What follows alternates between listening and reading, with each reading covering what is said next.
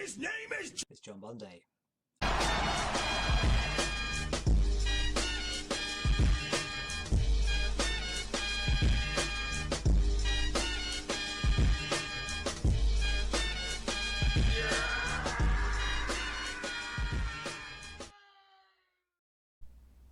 It is Saturday, 3rd of June, and Game 41 has just been finished, and that is Sleeping Dogs Definitive Edition on the PC.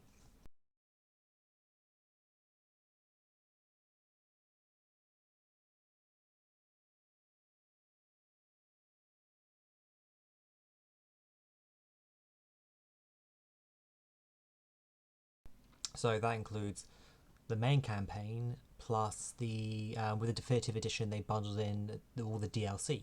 So there's two story ones, Nightmare in North Point I think it was, and Year of the Snake. So all done. For those who don't know, Sleeping Dogs is, I hate to use the phrase GTA clone, but yeah, so you are an undercover cop in Hong Kong infiltrating the triads, and hilarity ensues. I say hilarity, violence. Lots and lots of violence. And yeah, I've just been glued to this game. Like, you know, this just snared me. And as time of recording, that's probably what a lot of people playing Tears of the Kingdom have been feeling.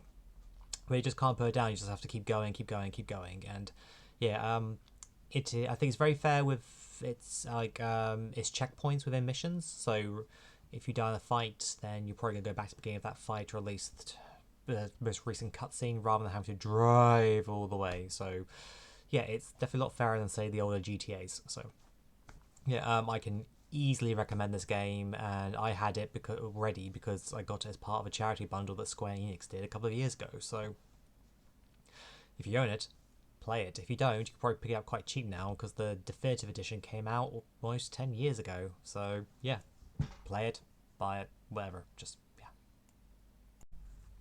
It is Wednesday, the 7th of June, and game 42. Blaze it 420. Nah, 42. That's the answer to everything in the universe, isn't it? Anyway, game 42 has been finished, and that is Soul Blazer for the SNES.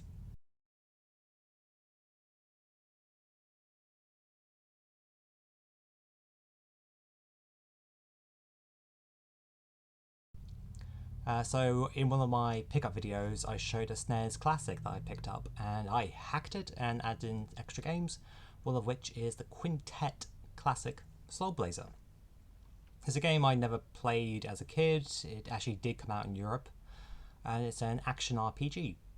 It's a brilliant game. It's one I definitely recommend playing. Like if you're into your classic 16-bit action RPGs, then yeah, definitely. It's got two full-on games. I don't know if they're actual sequels or just spiritual successors, but I'd be looking forward to playing those in the future. But yeah, it's I've been playing it on in the mornings before I start work. So, you know, drop the kids off at nursery, take the dog for a walk, make a cup of tea, make some toast, and then like sit down in front of the TV. And because the cables on the SNES Classic are so short, I have to sit on the floor and then just like, you know, like as if I was a kid again. It's been great. And so yeah, so because I've been doing it in like that short period of time, I've been playing it over the last month, 2 months.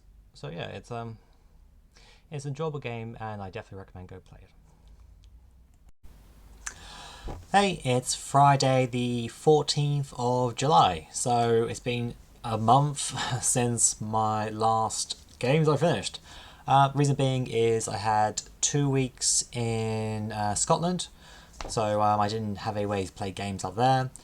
And since I've been back, you know, busy with family and work. So, but I have finally beaten game 43, and that is Hi-Fi Rush on the PC.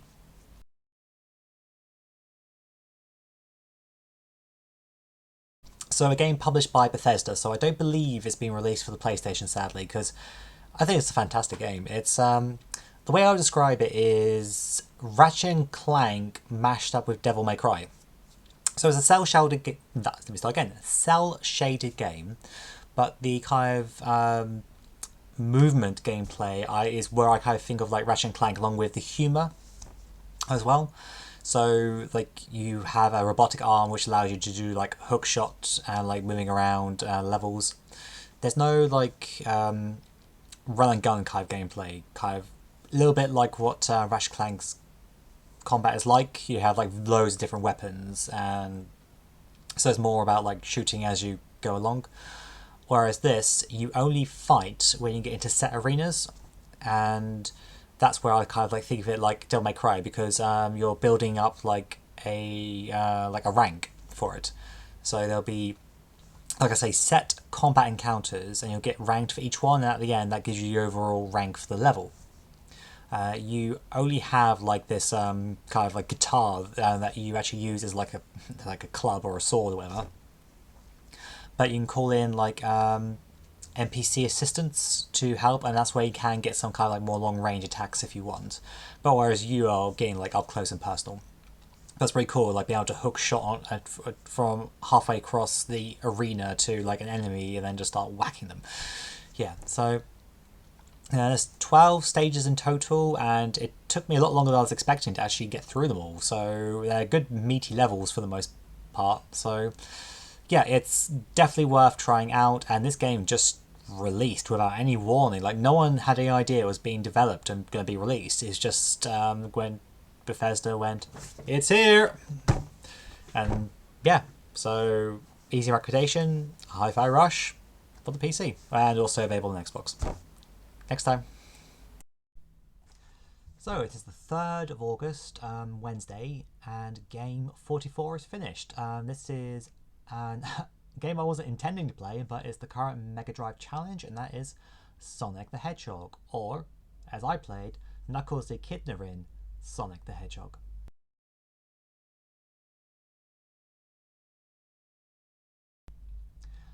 Like I say, this wasn't what I was planning to do for the 52 challenge. Not that I might not have played it at some point in the year, but to play through all of it wasn't my intention. And it's been a little while since I beat Hi-Fi Rush. That's because I was still playing through the game that I'm actually playing, which once I finish it next, hopefully, you'll hear about it. But it's taking a bit longer to get through it. Not because it's necessarily a long game, it's just having the time to play it. So anyway, for the Mega Drive Challenge, we were allowed to play as other characters or use like Spin Dash if you have, say, Sonic Origins. I don't have that, but what I have is a flash cartridge from my Mega Drive. And I used a hack that added in Knuckles the Echidna and the Spin Dash, which, you know, were both allowed. I double checked with Martin, and he said it was okay to do that for the challenge. And it was interesting because I haven't played Sonic, the first Sonic, except for like doing Green Hill Zone, for, you know, ages, like actually trying to complete the game, and that was using save states on an emulator, just because I got fed up of dealing with the special stages. With this, I got 4 of the 6 emeralds. I had the opportunity to get all 6, but I messed up all the special stages and didn't jump into the ring in time for the 6th one. So, but them's the breaks. Yeah, it's, as I've played that game so much growing up, it's interesting to try it a different way, as in like doing it with Knuckles instead of just playing Sonic. Yeah, I mean, by all means, give it a try. If you have Origins Collection, you can just play it. But if you don't and have a Mega Drive and have a flash cartridge, then the ROM hack is out there. Anyway, not much else to say. It's Sonic the Hedgehog. I mean, I prefer the later games, but yeah, oh well. Okay, the thing is, Knuckles did definitely give it a new spark of life. Okay, till next time. So it is Thursday, the 10th of August, and I have just finished game 45. And it's a game that has been on my backlog for a while, so I'm glad to finally have actually played this, rather than talk about, oh yeah, I need to play that one day. And that game is Panzer Dragoon Saga on the Sega Saturn.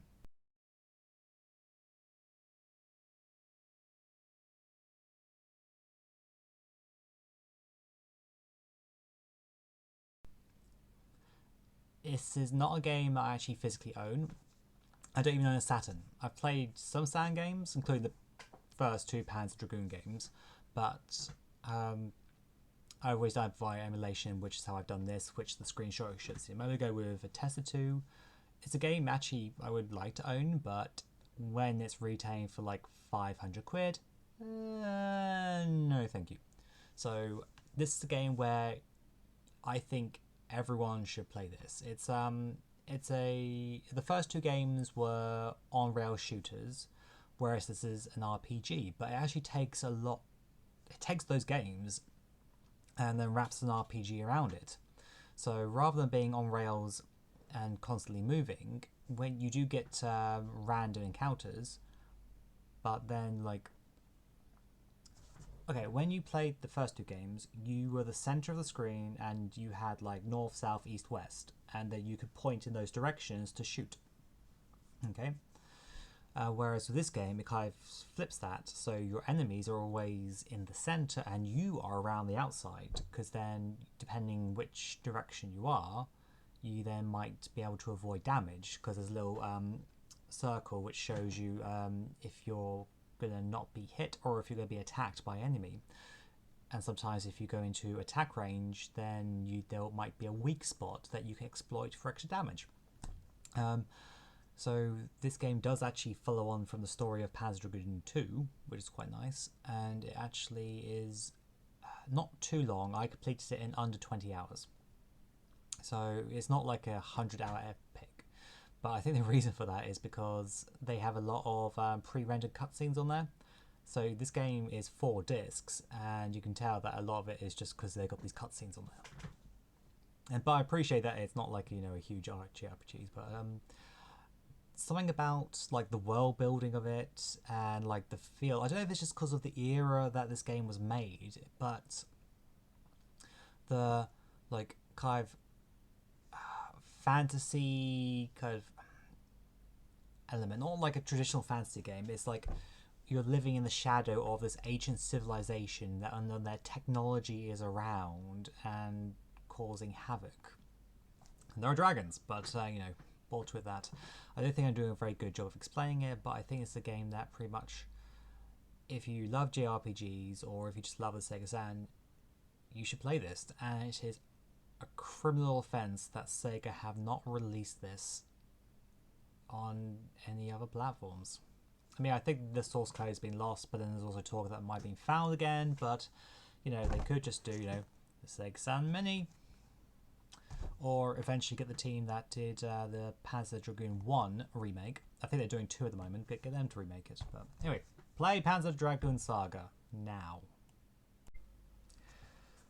It is Saturday, 19th of August, and game 46 is beaten, and that is Fireshark for the Mega Drive.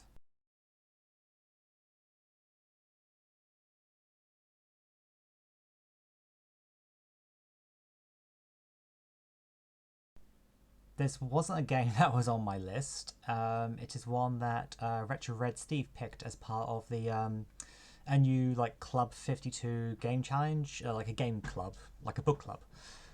So we each put 3 games in, and then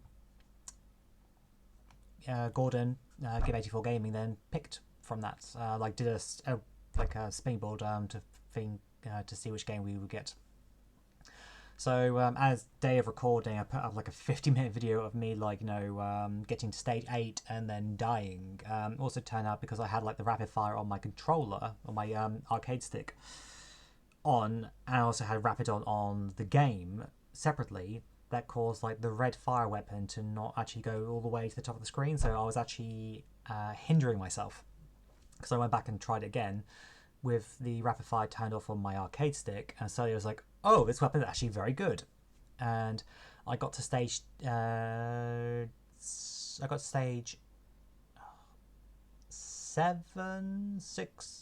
stage 6 without losing a life, which I thought was very good. And then I didn't lose my next life until stage 10, at which point I was then hemorrhaging lives, but I managed to get through that, and then the game just repeats. So you get a congratulations screen once you finish that level, level 10, because there are 10 levels. Then the game repeats, and it goes stage 11, 12, but it's the same ones as you've already done before. So I played for a little bit longer, but then I died. I was like, I can't be bothered to build up my power level again, so I was like, okay, leave it there. I'm happy. I've seen the congratulations. I've beat all 10 stages. So game 46 is done. So till next time, catch you later.